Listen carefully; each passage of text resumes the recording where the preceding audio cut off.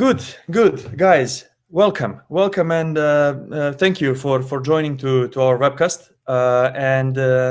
Today we'll be trying to answer the question: how do I start a career in project management and/or leadership in a as fast and as practical manner as possible, and then have a successful career start? So it's a very loaded question. So first, for those who do not know me still, and that is possible, of course, let's see who am I, so that actually how can I talk to you about these topics.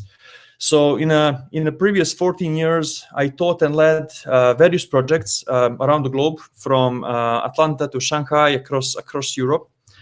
I'm also a certified project management professional for some years now, and an agile champion.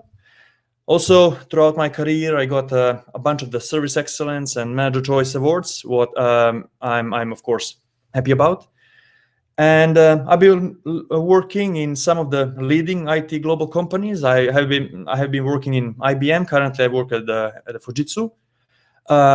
But however, this course is a knowledge. This webcast is a knowledge that I gathered from all of these experiences. And yes, I'm a founder of Spark Learning Solutions company that is actually presenting you this webcast. So throughout the last 14 years, I really went through a range of topics, a range of positions in my career, and I was thinking how to help others to join us, how to join these beautiful areas of project management and the leadership. And for some time, I was, of course, you're all familiar with the golden ratio or a perfect balance between dimensions in artworks. It has been used for centuries, and of course I was reading about it. I was thinking about it, and then I was thinking, like, how we can transfer this ancient concept of a perfect dimensions, of a perfect balance in something that we are creating to our area, to our project management area, and how can I create something for people that are just starting the career in these areas, or just wanted to add some skills, and create this balance between many different things. So as a result of this thinking, as a result of many years of experience, I created the Spark method. So the Spark method is something where I try to balance this control on one side and trust to a people on another, and I try to find the balance between management and leadership, and to find this balance is actually necessary for a great career start. The Spark method consists out of 5 different areas. That is, as you can see on your screen, a strategy, or first of all to see what are the ways how we communicate with each other. Then it's a planning, how I plan the work, how I plan the work that needs to be done, how I schedule it, and it's very heavy in terms of methodologies. The part of the whole project management is heavily analyzed until now. And then the third one is action. So how I act, how I get the feedback, how I listen, how I improve on these first two areas. And then we move to this second thing, without which I believe we cannot actually be good leaders in the project management. We moved to soft skills, and we move to leadership. And then first we try to see what are the soft skills that are necessary for us to when we work with the team. And then what are the values, what are our human values that we should have as a human beings when we work with other human beings. So the Spark method should cover all of these areas together. And sorry, I'm jumping here from slide to slide. Sorry about this. So based on this, I have created the full 6 hours course with a very heavy content, with a lot of exercises. But so this webcast is actually based on this course that I have created. And of course, we cannot cover all of these things in an hour and a half. So we picked carefully. I picked carefully what are the areas that we will cover in each of these 5 main areas, so that you can have a tangible outcome, a tangible, downloadable, actionable materials after this session. So I really picked and choose the areas that we should talk about today. Please do prepare to download 5 takeaways that I have prepared for you, the 5 files that I prepared for you. And at the end of the webcast, I do have additional surprise for you. So that being said, let's start. Let's start actually with the first area, and I will be speaking relatively fast because we have a lot of topics to cover. If I'm talking too fast, please do let me know. Chats are working, so I will try to react on your feedback. So let's start. Let's start with this first S module, this strategy, or the ways how we should collaborate. In this area, we'll try to cover areas of stakeholder map, so what the stakeholder map is, then meeting organization, how to organize a meeting, and we'll try to condense it on a crucial parameters, and how to use video conferences, why video conferences are important, and why I have camera here and not just only audio. So let's go on the first topic, and let's start with something that is called a stakeholder map, or the people we will work with. So if you've never heard it before, a stakeholder map may sound very tricky for you, but what that is. So when you start a project, when you are put in a position to perform something, to lead a project in a new company, in a new surroundings, first thing that you need to know is with whom I will work. Who are the people that I need to contact? Who are my important persons around me? So a stakeholder map is actually that. So when you come to the work and sit on the first day, this is maybe the first document that you can gather, beside of an organizational chart. So simply put, a stakeholder map is a list of individuals or organizations that are involved in the project, right? So these people can participate actively in our project, so they will collaborate with us on a daily basis, or simply they will have some interest in our project. They can be impacted positively. So for example, if they're getting some new feature, if they're getting some new product, if we're helping them with their productivity, or they can be impacted negatively. Imagine a situation where we are moving a job in some other country, standard outsourcing world, let's say. So if we are successful in our project implementation, then some people may even lose their jobs, or any other interest that some of our stakeholders may have. So it's very important to have a document where you have these people listed, where you know who are the people impacted by your work.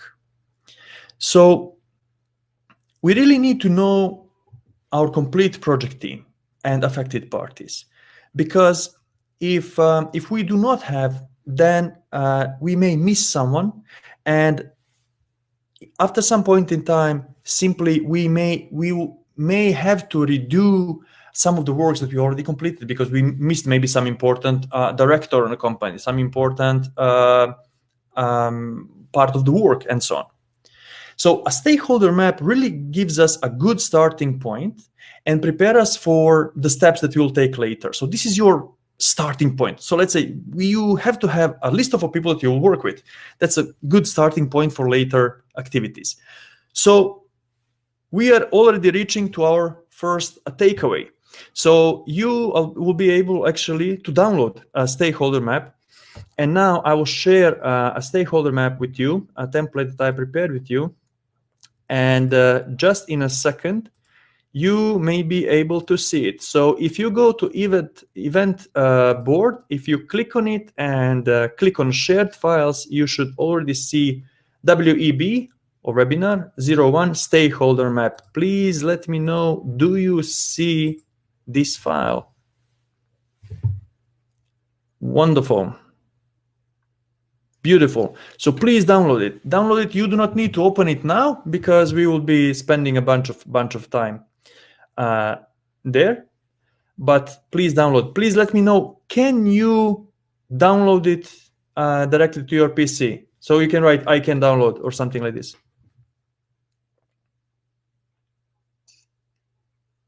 Wonderful. Beautiful. Excellent. So that is your first takeaway. So we need a list of people that we will work with, right? So this is a file that you can download and start with that. And then we ask ourselves, okay, what's, and of course, not to forget, please do adjust this file to your needs, right? So this is just my template. This is something that I proposed. Absolutely, you can later adjust it. Use it freely, change it as you may. My main intention is for you to know that this is one of the important first steps. So adjust it to your needs, definitely.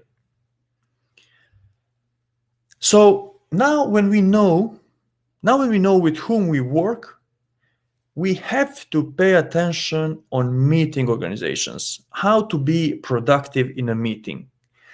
And this is a huge topic.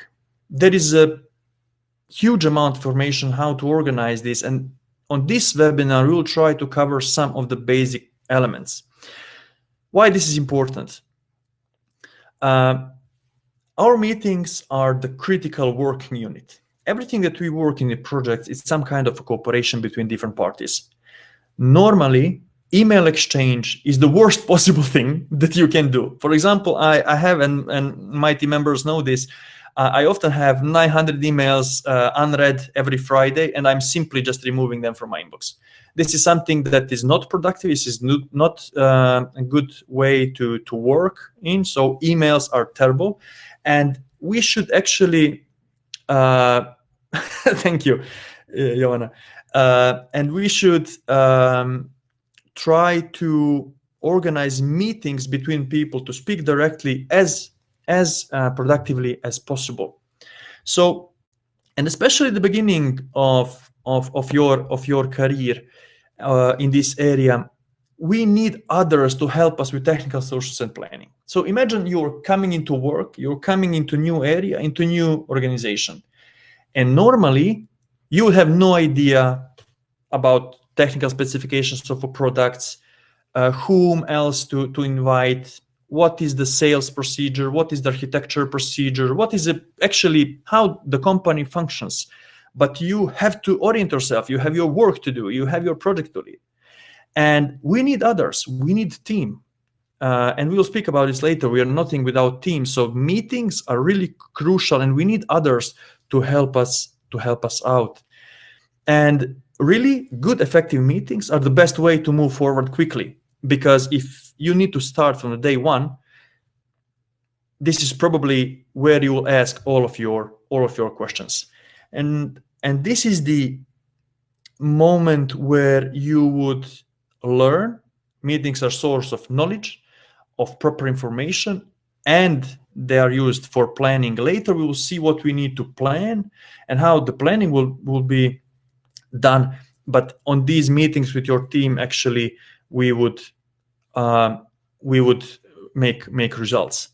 So as I mentioned, meetings are huge, tremendous topic. How to set them up, how to organize agenda, and we go in really deep in our course there. But let's cover now some of the critical meeting parameters. So first thing when you organize a meeting is to send invitations to appropriate meeting participants. So not everyone needs to be on every meeting. You will just get chaos there, and really we need to make sure that if we discuss one topic, that only people who are interested in that topic are actually invited. So for this purpose, we may return back to your already downloaded stakeholder map. So you may go to your stakeholder map, see who are the people in areas that you are interested in, and actually invite only them. So some of the examples that I may share with you are following.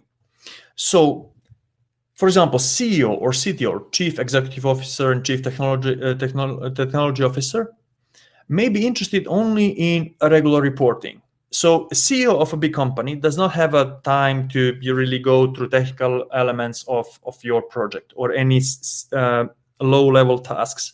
So they would really just like to be informed. So just to know where you are. They don't have to be on every project. Technical teams, on the other hand, need to discuss low-level technical details, right? So they need to know, they need to discuss it, right? So we need to get things working. We need to know where things plug into other things, right? So if you're connecting two devices, we really need to know ports. We really need to know configurations. We really need to know source code of applications and so on. So they have different meetings than CEOs and CTOs.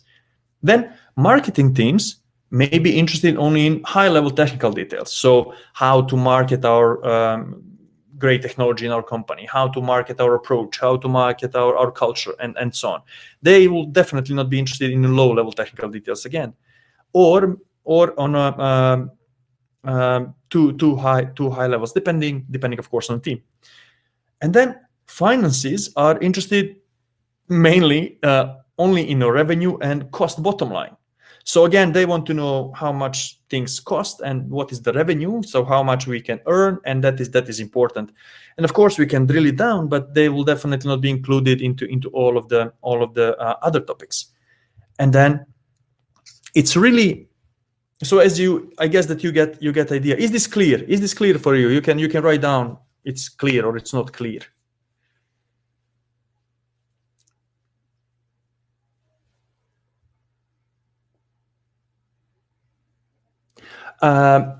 What we would, so the question is, can we have a multiple stakeholder maps within one project for every meeting one?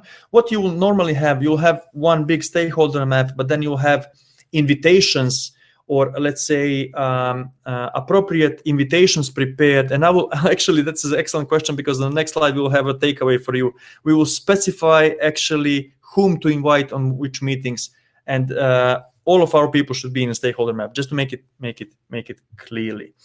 Good, thank you for your answers right now. So what is the best that we can do? So once when we know actually that with whom we work, and once when we know that people have different needs, the best is actually to ask them to agree with participants on the frequency and the type of meetings. So you can simply ask technical teams how often you would like us to meet, what the duration of the meeting fits to you. The same goes to CTOs, CEOs, and finances, and so on. The best is to simply agree. That's what we do. Project management is 90% of communication. So actually, agreement between teams, leadership, soft skills, communication in general is simply 90% of project management. So the best is to ask. So already now we'll have a second takeaway, and this is meetings and communication details. And here we will be answering on one of the questions that has been asked. And in this file, you would be able to specify which stakeholders need to be on which meeting. Please let me know, do you see our second file? Do you see, can you write down in the chat, do you see a second file? Yes, excellent. Beautiful. So so that is your second file. So now first we knew with whom we work, and then how we organize it, whom we will organize, who we will call on our meetings. So then quickly we are moving forward. Of course, again, please do adjust this template to your needs. So again, this is just my proposal. You can adjust it, absolutely, add different parameters and so on. Now, speaking about meetings, there is something that I would really like to mention to you, and those are video conferences, especially now in these times. And of course, as you may notice, I'm calling from my home office. I'm not in the office. We are all probably at home, and we really lack face-to-face contact. So video conferences are the closest thing to the face-to-face meeting. So I can actually wave to you, and actually, you see me, you can read my emotions from a screen, and this is the closest way that we can create.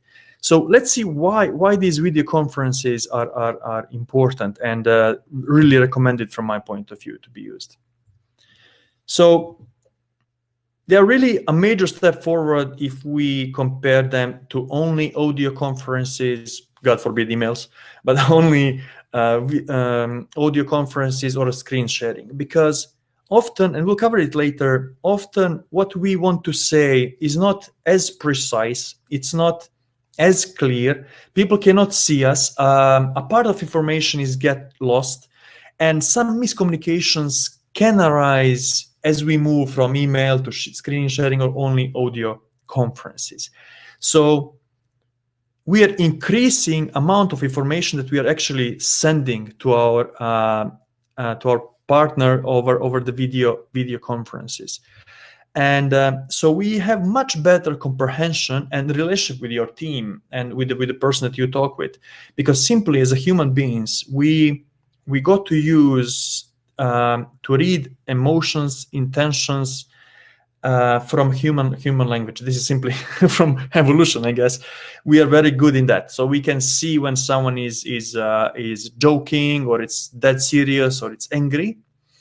And when we see a video, we have much better comprehension and relationship building. You can actually see how your team feels. You even can read facial expressions and know overall. If you have, for example, one screen with all of the faces, you will actually see your team immediately how they react. Engagement is much higher. So often, if you have been on some meetings, you definitely encounter situations when someone is saying, "Oh, sorry, say that again. I didn't hear. Sorry, I got lost. I was multitasking," or something like this.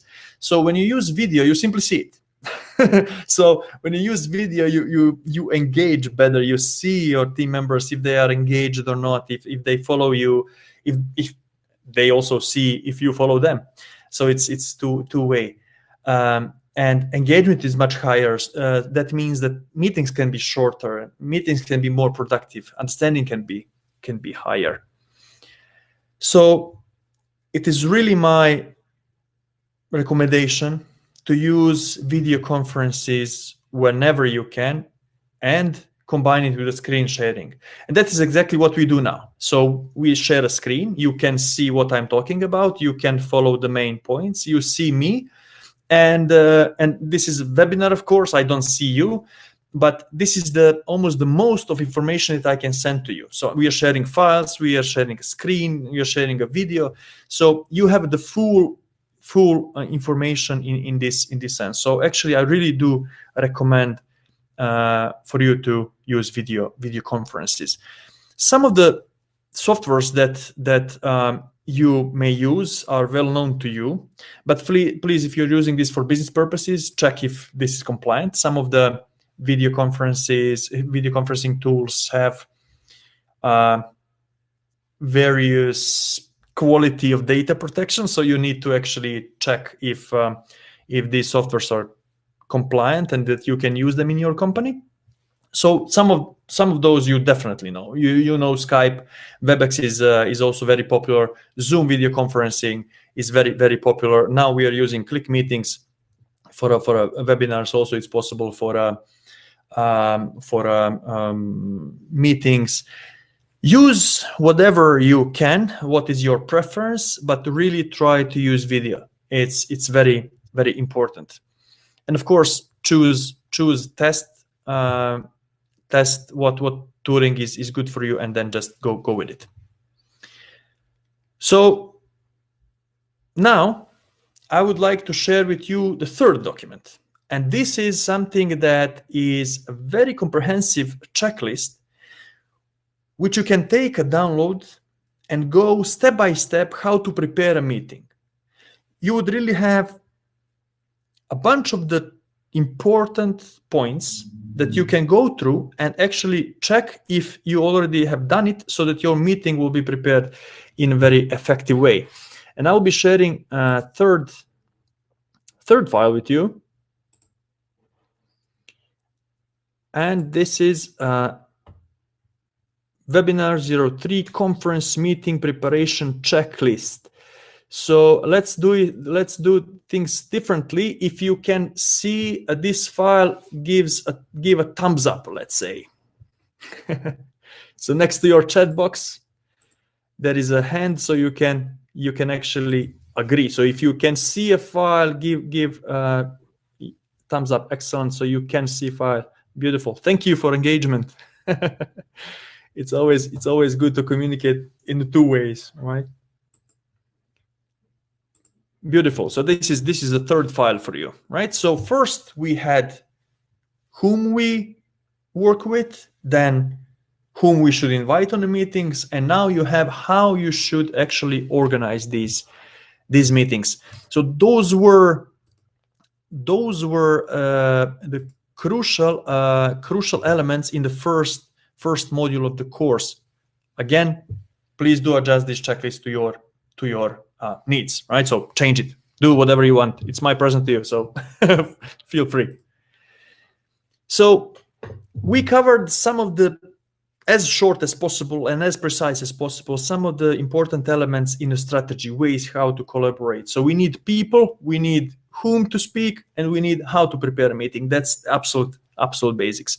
And now we go to planning. Now this is a huge area. Now we will try to cover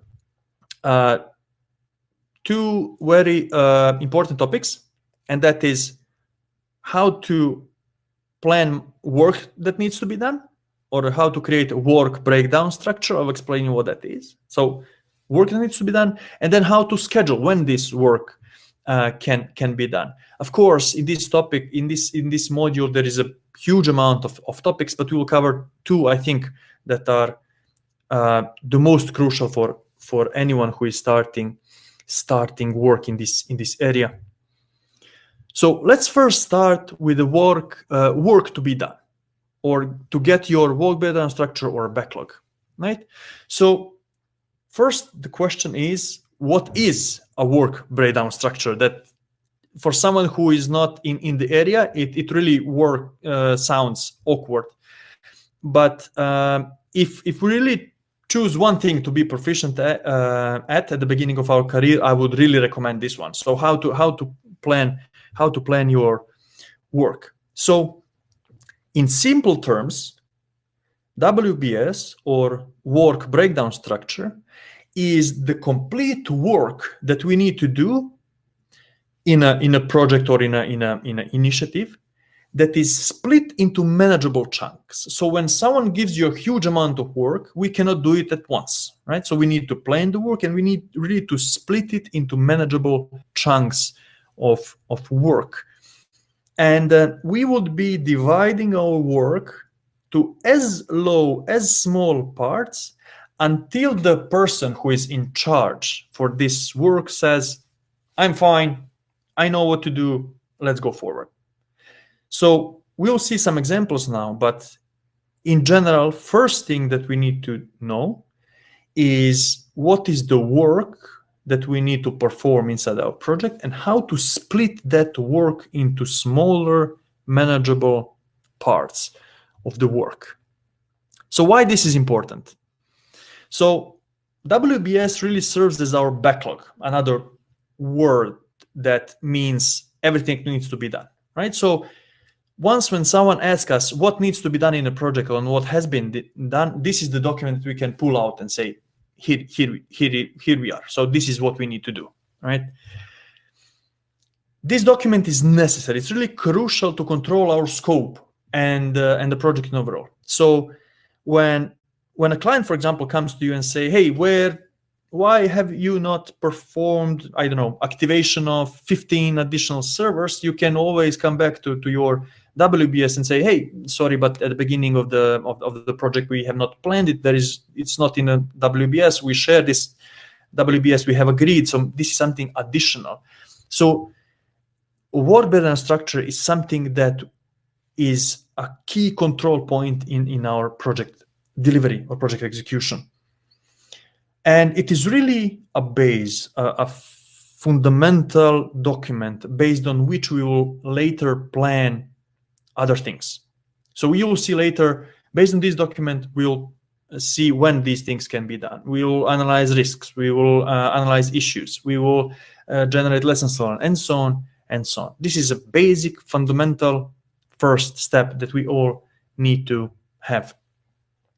And it's a great communication tool. I told you that in the project management, 90% of everything that we do is actually communication. So what that means, even very nicely formed document is a good communication tool if we share it, if everyone in our project understands what it is, if anyone can read it clearly, so we communicate in very clear graphical terms. So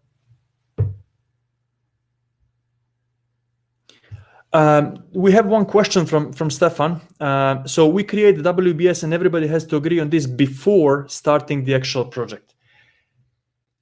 That is now a very complex topic. What we can, when we get a sign off and so on. Let's make it as clear as possible now, but it is wider topic. So when we create a scope of work, generally we should agree on the scope, sign the project, and continue with the work. This is more in so-called water flow methodologies, or actually when we know everything needs to be done. It is almost impossible to do this in areas where some development is necessary. So for example, in research and development and so on, you cannot agree about the clear scope about something that we still don't know how it's done. So WBS can evolve, can change, can move to so-called backlog in a more agile terms. We can move WBS to be more representing, let's say, user stories or functions and so on. So depending on the nature of a project, but generally, if we know what needs to be done in the project, if we have clearly specified scope, then we would agree with our clients and actually sign it off and then move with the project. If there is some development in the scope, that's harder. So we have to proceed further. But this is more connected, let's say, with the specific cases, and we can cover those on maybe on future webinars. It is a breakdown to the level of actionable items. Exactly. So Vanya is saying that actually this should be a breakdown of the work on actionable items. So, for example, let's see this example that you see on the screen. Let's imagine that you have a project to do. So project work pattern structure. Let's say this is a project X. So we would read the documentation, and as individuals, as project managers and aspiring project managers, we would be able to identify some of the main elements. So, for example, let's say that these yellow areas are something that we, as individuals, can identify as important areas. What we do then? We gather our team, we gather our technical teams, and we discuss it. We discuss it further, we develop it further, and on these meetings, we get further information, further tasks. You ask questions, so you break down even further. And now what Manya actually mentioned that is excellent is that, for example, let's take this subtask 1.4.2, right? So we would go to this level, or maybe drill even deeper, all the way until the owner of this task, let's say that it's called John, until John that is in charge for 1.4, 1.2 subtask says, I'm fine, I need what to do, I know what to do, I go with this. So you discuss, you develop your work pattern structure until the levels of actionable items. You don't have to go to specific configurations of some source code, but until the owner of a task has can say, I'm fine. Is that clear? We should split work in chunks like Chuck Norris. That's definitely that's good comparison. So is this clear as a concept? Just as a concept, of course, this is a very shared area. So is this clear for you? You can type clear or not clear. Clear. I'm getting here. Good, clear, excellent. Thank you for your feedbacks and actually engagement. I'm very happy actually when I see your answers there, because it's weird to speak one way. Now I have a fourth takeaway for you, but this one needs a little bit of a explanation. What you would be able to download now is a file that is created in Xmind. And why I have done this is because I really can recommend Xmind as a brainstorming tool, as a tool that you can use where you have a bunch of formats. You can create your mind maps in dozens of different formats, and you can create your own formatting. And this is what you can see on your screen, and what you will download from a file is actually a structure that you can also drill down, structure of our course, Flawless Project Management Career Style by the Spark Method. But this is just, of course, example. So you can use it to change all of the textual fields and actually to accommodate that to your project. So, and I intentionally gave this into Xmind format because I really can recommend you this tool, especially for the small scale project. So I go now to Event Board, and I will share a file with you that is called WBS example.xmind. So let me know if you can hear it. You can. What you can. Let me see what you can. You can write Xmind if you can download it. If you see it, just type Xmind. Beautiful, excellent, and that is a proper way to write it down. It's X and then mind. I really can recommend it. I use it for years, and it always served the purpose. I really created even some very elaborate plans. The whole course, actually, the whole Flawless Project Management course is created in Xmind. So from the idea to the delivery. Excellent. So you can download that one also. So that is a fourth takeaway. Good.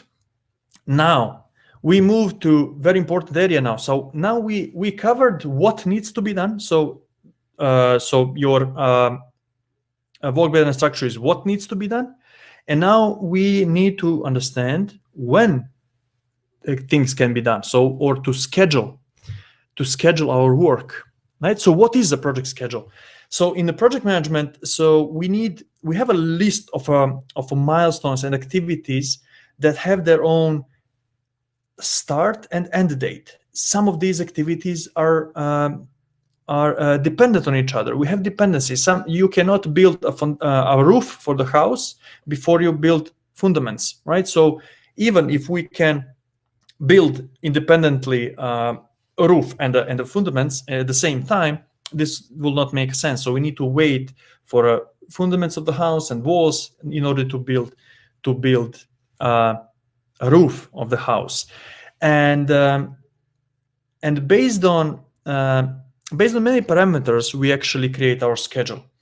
We create our schedule based on a resource allocation. So how many people we have, are they available? So maybe we can start to work today, but what if our engineer is available only from Monday, right?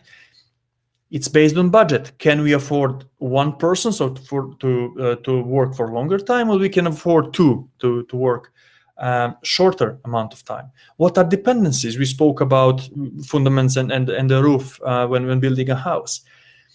We depend on scheduled events. So, for example, imagine if you need to change some infrastructure in some event venue or in arena, and you have scheduled 5 events, you cannot work and switch off the current in the moment when there is some concept, right? So those are important dependencies. And then we have maintenance windows. So for example, production line can say, I can stop my production only on Saturday 2 in the morning, right? So you need to be very careful when things can be done. So this whole area of scheduling is, of course, very, very wide, but it is directly leaned onto work breakdown structure, on what we covered previously. And let's see how. And let's give one maybe funny example, but I think that we all can understand it. Let's imagine that we create a homemade bread, and let's take it that this is a project, right? So we create a project out of it. This is probably how I started to make homemade breads. So first of all, first area is we need to buy ingredients. Then we need to make a dough. Then we need to bake the bread, right? And then by ingredients, we need to buy flour, yeast, sugar, and salt. Then when we are making a dough, we need to mix yeast and sugar with the warm water to grow. We make a dough with the rest of the flour, and so on and so on. In the baking the bread, we need to set up the oven. We need to put the dough into the hot oven, and so on. So what we have done, we have a project. Good recipe. Exactly. It's actually based on experience. So we are making a bread, and we are spreading this into activities in manageable, actionable items, and then we need to put this into time frames. So first, we need to buy ingredients, right? We cannot start with making bread without ingredients. Then we can only then, when we buy ingredients, mix yeast and sugar, for example. Then only then, when we do this, we make a dough with the rest of the flour, and then only then we can set up the oven, and so on. And only then we can perform the next activity when the previous one is completed. So all of these activities, if you put them together, you can complete them into 30 minutes. But because of these dependencies that we have, the overall project can last, let's say, from 9 a.m. to 4 p.m., depending how much you want to wait for the dough to grow and how many times to remake it. So work breakdown structure gives us excellent information what needs to be done, but only with schedule and only with careful analysis we can have information for how long these things will take place. And then somewhere in the project you can have your important milestones, moments in time when you can say, I bought all ingredients, so yellow area is completed. I made the dough, so green areas are completed, and so on. So this is how you map your work breakdown structure to the schedule. Now we have some very professional notes from Yannick. Tell me, is this mapping clear? You can write. Can you write clear or not clear?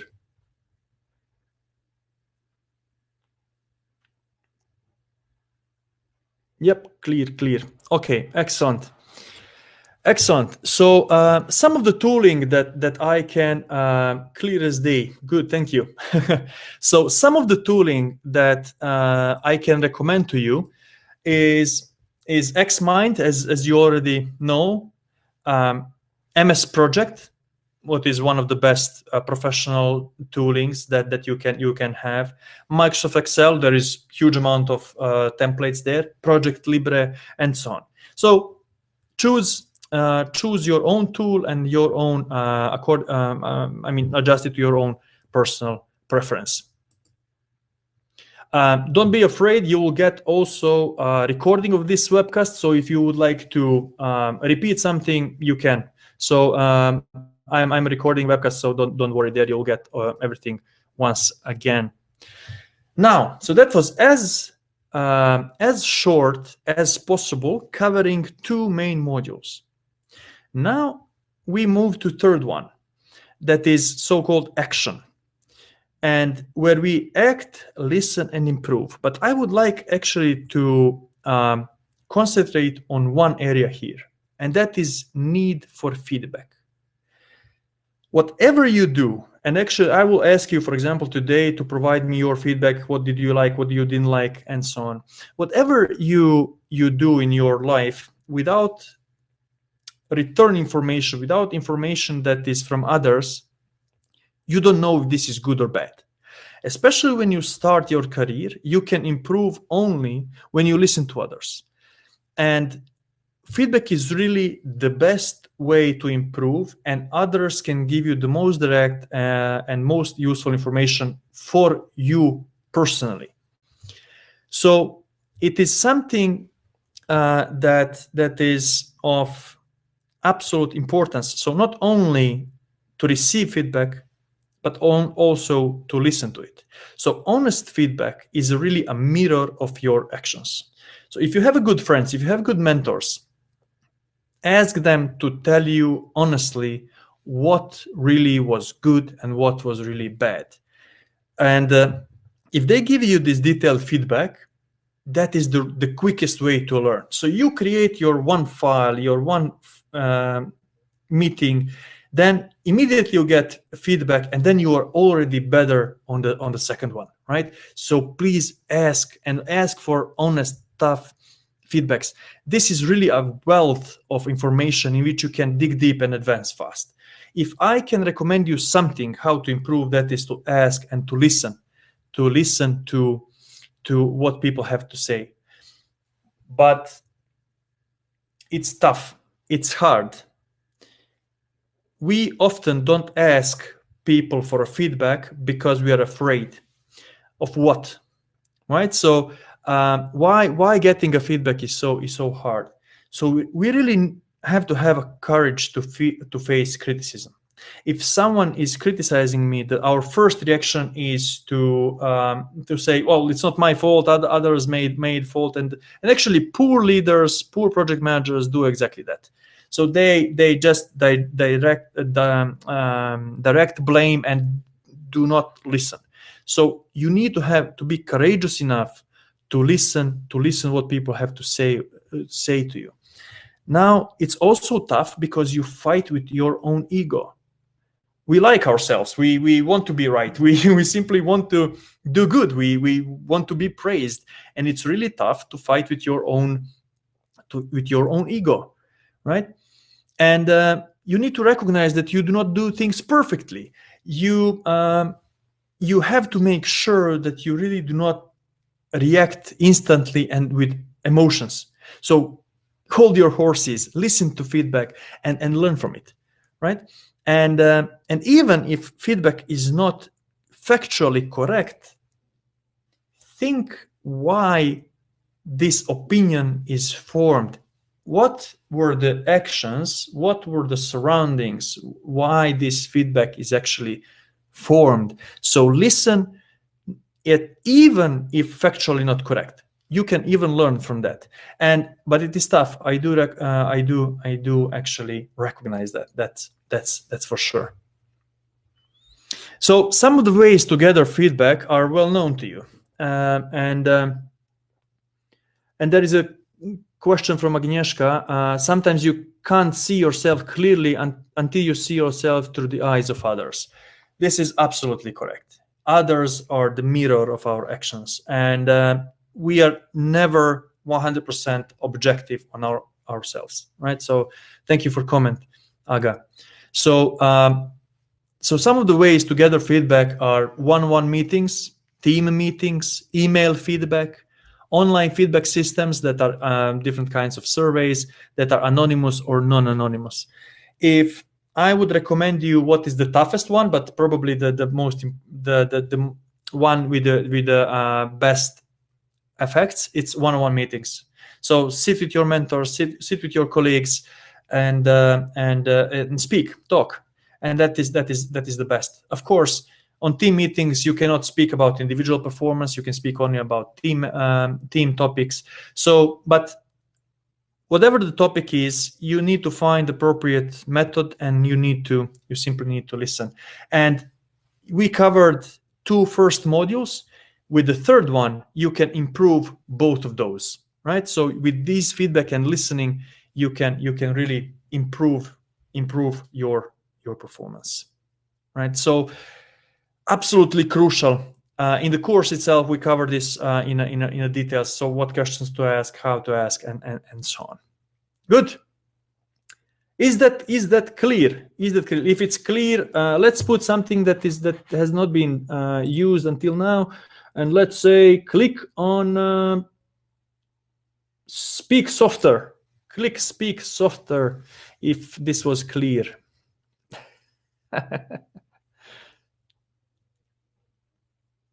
Excellent. Thank you. Thank you for your feedback. So based on feedback, I see it's clear, so we can continue forward. Now we are entering the area that is of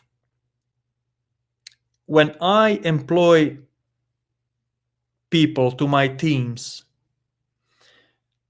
the most important parameters are soft skills and human values.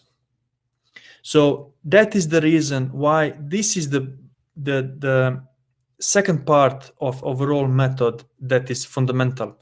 If you are with the right values, with the right approach, we can teach you everything. But if that is lacking, then there is a problem. So now we are entering the soft skills area, and of course we cannot cover everything. But I wanted to cover something that you can immediately use for yourself, and those are 2 topics: how to orient yourself, this is in the soft skill area, how to orient yourself in a multicultural environment, so when you work for the people from, I don't know, States to China and Japan and India, and what to do if you simply don't work in your mother tongue, like I do, for example. So of course you can hear and that English is not my mother tongue, but somehow I cope. So you cope too. But I would like to give you some of the practical advices. So what to do if we have really diverse, dispersed team, multicultural team across the continents and the country? What is very important already to say is that not everybody is the same, but that is exactly the strength of a team. So we need to recognize our differences. So when we use them together, when we use these different point of views, that's when the team value comes into play. And first thing to remember is that team members do not come with the same experience, same expectations, or knowledge. We differ greatly. We have different experiences, different knowledge levels. Never assume that a team member knows something before actually asking them.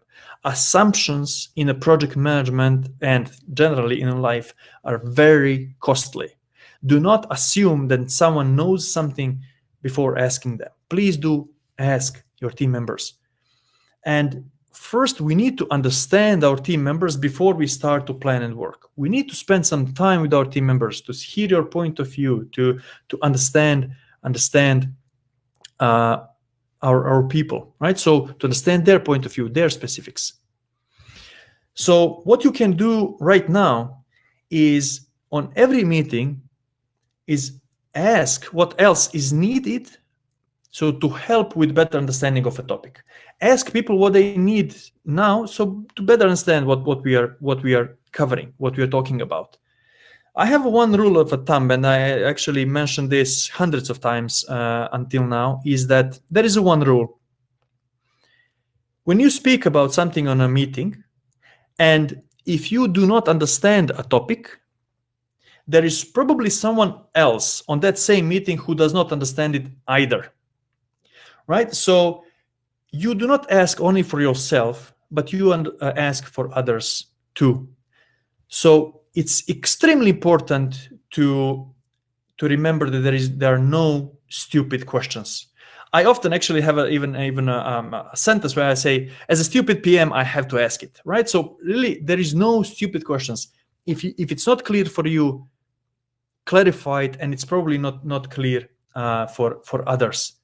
And in addition, what you can do if you really speak with a very wide amount of people is please get a mentor to help you with understanding business culture in a certain country. So, for example, if you work with Japan, as I do now, it's really helpful if you have someone to explain you what is the working business culture there. If you work with States, the same. If you work with Germany, the same. If you work with India, find a mentor that knows Indian working culture. This is people are always the same behind our communicational interfaces. We love same, we hate same, we adore same, but we have some specifics how we communicate and some expectations how things should be communicated. So now it's a time for your fifth takeaway, and this is something that I would like to share with you that I have done in some of my teams, and it's very useful. It's a little bit about me template. And this is a template that you can share with your team. You fill it in and you speak about yourself for 5 minutes. And everyone speaks about themselves for 5 minutes. And after 1 hour session, you know your team much, much better. So I would like to share this with you. And now this is your fifth takeaway. A little bit about me template. So if you can see it, type me.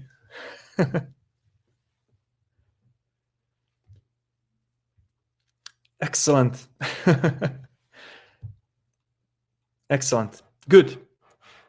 Now this is now how we orient ourselves and how we get to know our team. And please test it out. Test it out. It's important to know your team. Don't assume that something is clear. And of course, remove my pictures from this template. Add your pictures and change the template if you want. Now, let's see what is another topic often asked. How can I move? How do I change a country? How can I move how can I start to work with in a new project area, in a new company, for example, if I'm not proficient enough in a language, if I don't speak good, if I don't speak well English or German or Japanese or Polish, where I'm sitting now, it's very important to speak Polish because I'm in Katowice right now. So don't worry. So audio is not the only communication channel that you can use, right? You use visuals to help you out. Use visuals to help you out. You can still be effective. It's really truly global world, and people cooperate across the globe, and we all do speak some different foreign languages, and we want to cooperate effectively, and but language is important, but you cannot learn it overnight, right? It's a process. It takes time, right? So it takes sometimes years, and it's not easy. But don't worry. Don't put yourself in a too hard position and ask yourself, can I be effective even if I'm not proficient in a language? And actually, answer is yes. Answer is yes. I heard some of the very great project managers with the low language proficiency at the moment in time. They improved, they learned later. So the question is not, can I be effective? It's what techniques we should use to reach that goal, right? So what techniques? And what I can recommend you is to use so-called trick sentences that I can really recommend you. First of all, what you can do is what we are doing right now. We are sharing our screens, we are showing our face, right? So this is a prerequisite. And now, when you are sharing your screen, you can simply use sentences such as, as you can see here, and then it goes your mouse. Do you see my mouse? You see your mouse. Can you see my mouse pointer, please? Excellent. So you can use a sentence. as you can see here. And if it's something tough to read, long text and so on, it doesn't matter. You're showing what you can see here, like it is shown here, like it is shown here. If you open the document with the name, and then actually you prepare your agenda well. So you, in your agenda and in your documents that you are attaching to invitation, you can show to a document that you attached. Then you can, if you have good agenda and you have topics in your agenda, you can say, let's follow the agenda and move on to the topic 3. Topic 3 can be very hard to pronounce, but doesn't matter because you can show with your mouse pointer. Then you can simply ask, may you please write that into chat window so that I will write it properly. So for example, if I would ask you right now to help me out with the creation of a very high-tech project, and if I would speak about Cisco equipment, for example, and I have no idea what kind of switches are now there, so I would ask someone to write that into chat window so I can actually copy paste it, right? So I do not need to hear everything, but actually I can copy paste it, right? So ask people to write that into chat. So then you can ask people, have you understood things correctly? And have I wrote it correctly, right? So you can actually, when you share a screen, they will see what you wrote, right? So they will see what you wrote. So share your screen and use graphical interfaces to help you out. Point on your screen, draw on your screen. So you can use simpler sentences if you are sending information beforehand, and if you're sending information by sharing your screen and using video conferences. And of course, these are just examples. Think of your own individual, your own sentences, right? So that's just an example, right? So then, with that, we went shortly through the whole soft skills in action, let's say, module. It's very distillated, very picked topics from this module, but just remember, do not assume anything. Then ask your team members, and don't worry if your language is not proficient enough. Share a screen, send video conferences. And now we are moving to an area where that is crucial for me as a person, as a leader, as a team manager, as a team member. And those are the values, human values that we have in our team. And that is some of them that we will speak about today are courage, respect, and being a servant leader. What those things mean? I think if you want to be a project manager, if you want to be a leader, you have to have inherently inside yourself these values. If you don't, maybe some other career is for you. So, but if you have excellent starting point. If these values are something that you live by, career in the project management and leadership is actually may very well be for you. And let's see why talk about this in this manner. So many things that we do in our daily work are not easy. Providing tough conversations, having feedback sessions, negotiations, conflicts, they are not easy. And we are often afraid of these conflict situations. We feel anxious, but that is fine. That is fine. Everyone are afraid, but that is where we need courage to overcome those obstacles. And simply, we often hear about doing the right thing. So what the right thing is. So we speak about being mature in doing right things, being responsible. We speak about care about others. But that's really not easy. What that means in a daily life is tough to do. Being mature is to have ask someone to sit one-on-one and to speak about unpleasant topics, about poor performance. Being responsible is to have integrity, is to do what you promise. Taking care about others is not only in your words, but it's in your deeds. And it's not really easy. It's often really scary to step up and actually defend your values. What is very important to understand is that it's absolutely fine if you're scared, if you're anxious, if you don't feel well, especially at the beginning. But that's fine, and that is where we practice courage. That is where the courage comes, and when you overcome your challenges and do the right thing. Why this is important is that you have two choices. You simply have two choices, and there is no middle one. So when there is a tough conversation to be held, if you do it once, you would probably, before that first one, you would probably not sleep for days. It will be tough. It will be you will be tormented mentally. It will be tough to prepare and to have it. But once when you have it, the next time will be easier. The next time will be easier, and the next time will be easier, and that becomes the part of your character. That becomes you. You are the person who is courageous. You are the person being able to do the right thing. But there is a danger.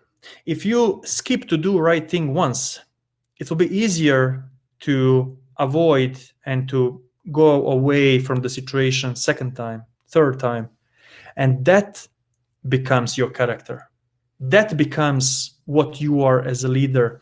And you are putting yourself the glass ceiling. You're putting yourself the maximum in your career and actually in your personal development too. So you can freely choose between these two options, right? So it's on you, but we know which one is correct one. So to stand for your values, to defend your approaches, and both build character in their own directions, right? So you build your character if you do right things regularly, or if you don't. It's very important to be aware of it. Not always we consciously approach these topics, but once when you know that something is tough, that is probably a signal. Now I need to have courage to do the right thing. For a leader, for a project manager, absolutely crucial area. Apart of that, the topic that I want you to concentrate right now on this webcast is being servant to others. The concept of a servant leader is something that is close and near to my heart, and I think that is something that leadership should actually be. So by serving to your team, you build relations and set an example. So be there for your team. And let's see a little bit what that means. Let's see what the servant leader is. So a team leader and project manager and a leader, those are very, very similar positions, understands that it can be done really little without a team. So without a team, we cannot do a lot. So creating a well-functioning team has the ultimate priority. Your first goal as a project manager or as a leader is to use the potential of all of your people and to understand them, to be there for them. The second important realization is that leader is there for a team, not vice versa. This is something that I'm repeating to my team all the time. Managers can manage as much as they want if they don't have a team. So managers should be there for your team, not vice versa. So as a servant leader, you need to provide unnecessary resources to your team, development, and enable your team's potential. So through really this respect and trust. And believe me, I went through different working environments. I know what is the impact of surroundings when there is no trust and and respect towards people, and what is the impact on our private life when these things are true. So from my point of view, if you want to be a leader and as a project manager, you have to be aware that you're not the more worthy because of your position. You are there for your team and to make sure that your team as a whole functions properly. Good. That was absolutely as short as possible through all. We went through all modules, but I promised also that I have a surprise for you. And actually, what I mentioned many times is this course that we have, Flawless Project Management Career Start by the Spark Method. And normally this course is around, as you can see, the full price of it is 184 pounds, depending where you're sitting. And the 30 days money back guarantee. However, we decided to have a different approach a bit, and for you here as a participants of a webinar.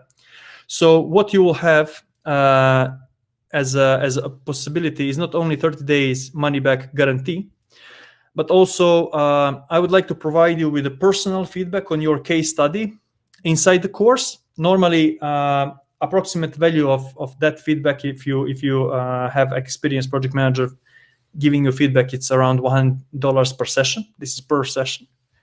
I would also like to enable you actually to have personalized answers on your questions inside the course. Some approximate value per pair of questions is around $50. But actually, we don't want to do this right now. So I would like actually to give you a 90% discount on the course. And actually, you pay $13 for this. Now, before I actually give you opportunity to do this, I will explain you actually why this is the case, right? So it's not some marketing trick. I want to be absolutely open to you. So why we're doing this? So first of all, my purpose in life or as a leader is really to help others to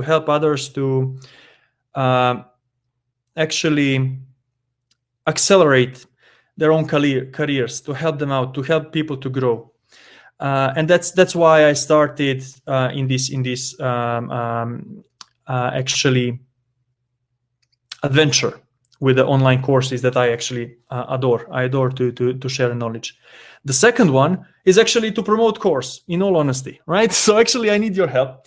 This is the common investment. $13 is absolutely something that is way below of a real value of a course. Course has a 5.5 hours of video, bunch of exercises, bunch of material, downloadable materials, case studies, and this is not something that I would like to sell for $13. But right now, actually, we are in a course promotion area, and actually, I want actually to have the common investment, right? So actually, I'm investing right now. I'm absolutely aware that this is underpriced, but simply want to share this with you, to share with the people, to get your feedback, and based on that to grow. In the future, this will definitely not be $13. But what is important to know, for this $13, you are actually getting everything for the full price. There is no shortcuts, no cuts of material or anything. If you are happy with that, you have a button on your screens that should pop up now. It's a red button, Flawless Project Management Career Start by the Spark Method, and you can get it now with the 90% off. Please let me know first, does this work? Do you see? Yes. So actually, Udemy sometimes changes currencies. So depending where you're coming from, it can be 13 euros or dollars. So they actually a little bit change with the currencies. That's the reason you may see 13 euros. And actually, this is exact the same price like for the new users of the Udemy. Yes, it's actually 93% of a discount. Yes, I actually didn't want to write 93 because that would sound awful. So if you are interested in the course, please share it. Please use it there. You have these parameters, and right now we still have some minutes until the end of our session. I would actually leave the button, but I would like to ask you. Directly, what did you find useful on this session? What was not so good in webinar from your point of view? What you would like to hear more about? And thank you, Poonam. Actually, I do see you on a course, and thank you very much actually for joining. And I'm very happy for your feedback. So please fill in what did you find useful in the course, what was not so good. Please write down what was not so good, because actually that's how we get better, so the future sessions can be better. And also write what would you like to hear more about, because then we'll use it also for material for the next session. Boena just bought it. Thank you, Boena, for your trust. Thank you so much. Great to see. I hope that you got something from a webinar itself. This is not just I wanted webinar to be a product on its own that is free, a part of your time, of course. I see questions being answered, and please do write it. Thank you, Beba. Please do write answers. And I see already some of the entries, what was not so good, what is excellent. So please write down. Also, we see here from Maria, I have joined a couple of days ago and I'm too loving it. I really feel like a PM may be new career start for me. I adore project management. Project management for me is an area where you can practice hard and soft skills that are directly implementable is that the word that you can implement in your daily life.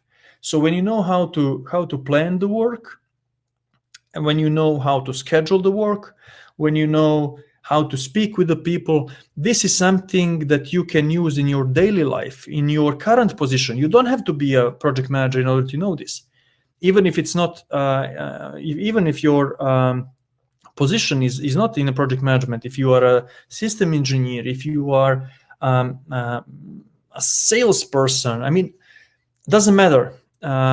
Skills that you're getting inside this area are from my point of view, very useful for any of our activities. Is it a private life or a business life? Business doesn't matter. I see questions being answered. Thank you so much.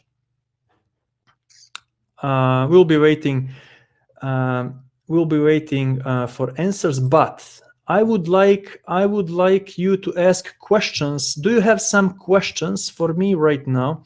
You can write either in a chat or in a Q&A mode. Please do ask any questions, either from my private or business life. Doesn't matter. What I can tell you, I can tell you. By the way, music from the course is from this guitar here. So even music in the course is our own. Carolina, I got enlightened. In fact, you manage projects and lead people. Does people management still exists? People management exists more now than ever. From my point of view, if you don't know how to work with people, people will just leave. Fortunately, we have choices. Fortunately, well, now situation now with viruses is making things tougher. But luckily, in let's say, especially in developed countries, you have choices. You can change a company. You can go across the street and actually start to work in another company if you don't like environment which you work. So to develop people, to grow them, to understand them, to give them a proper surroundings in a working in their daily work life is something that is more necessary now than it seems to me it was ever. So people management as such definitely exists, and for me it's area where I really enjoy. I do like to be there for people, for my team members, to help them out, to see them grow, and then to just go further. Boyan is saying, yes, in order to be a good PM, do you need to have expertise in that area of project? Wonderful question, Boyan. This is spot on, and actually excellent that you asked them, that we have some minutes to explain. You don't have to be a technical expert in order to be a good project manager. You don't have to have technical certifications. However, what is useful is to have your knowledge on a conceptual level, so that you know what this is generally, right? So what this product is, how it works, what is it for, what are the interfaces in a broad sense of this product. So for example, if you speak about switch, so to know how the switch, for example, network switch looks like, what this is for, right? So it's easier for you to communicate with your team. Simply, it's easier, but you don't have to be an expert. That is true. I saw some great project managers with no technical skills, and I saw very poor project managers with a great technical knowledge. Right? So it's. I hope Bojana just does this clarifies a bit. You can write it down. Is this? So we'll be waiting for Bojana's answer, but I hope this clarifies it a bit. So Anya is asking, does a PM need a famous certification? Can you be a good PM without it? Yes, you can. So again, I saw some very poor project managers that were able to learn for exam, right? So they have a certification, but they really don't have all of these important areas. Then again, I saw some beautifully performing and wonderful people that does not have certifications. However, that does not mean that you should not have certifications. So certification, generally speaking, you have these extremes, but generally certifies or gives some kind of certification certifies that you have some level of knowledge. So for example, I'm a certified project management professional with my own number. That should mean that I can handle projects up to $10 million, for example, right? That generally should mean that. In industry, we are aware that this varies, but it's helpful to have them. What I would actually propose is to start in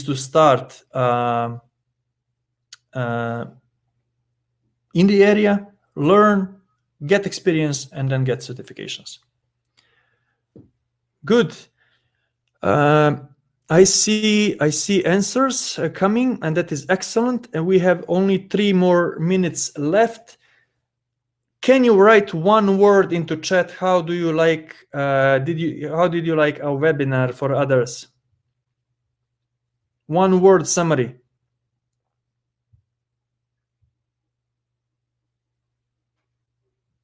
Thank you, Carolina. Inspiring, Carolina says. I cannot read that out loud, Paulina. Insightful. Great. Thank you. Thank you, guys.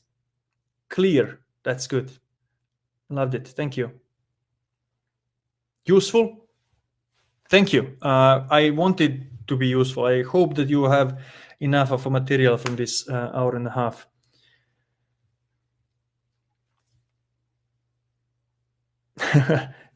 Thank you, Caro. Good. Is there any other question that you would like to ask? I like your energy. Generally, I speak a lot. Yeah. I guess it's just the daily routine, how I go about things, especially when I try to help someone. Simple yet effective. Thank you, Poonam. Is there any additional question that you would like to ask in the last minute?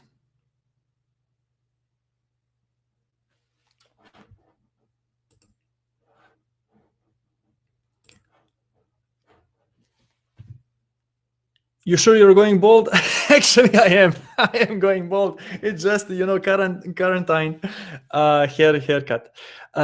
Good. I again shared a link to a course for you if you want to click on it, and I will keep it for another 30 seconds. And guys, thank you. I hope you got something out of it. I hope that you have not wasted an hour and a half. I immensely appreciate your time you spent here. I saw 30 people constantly on a webinar. That's beautiful. That means hopefully that we kept attention and that you got enough of a value for your time. And if that is the case, I cannot be more happy than I am. And that being said, thank you very much. Just give me a second to actually show full screen. Thank you very much. Stay safe, and I love you. Have a good day.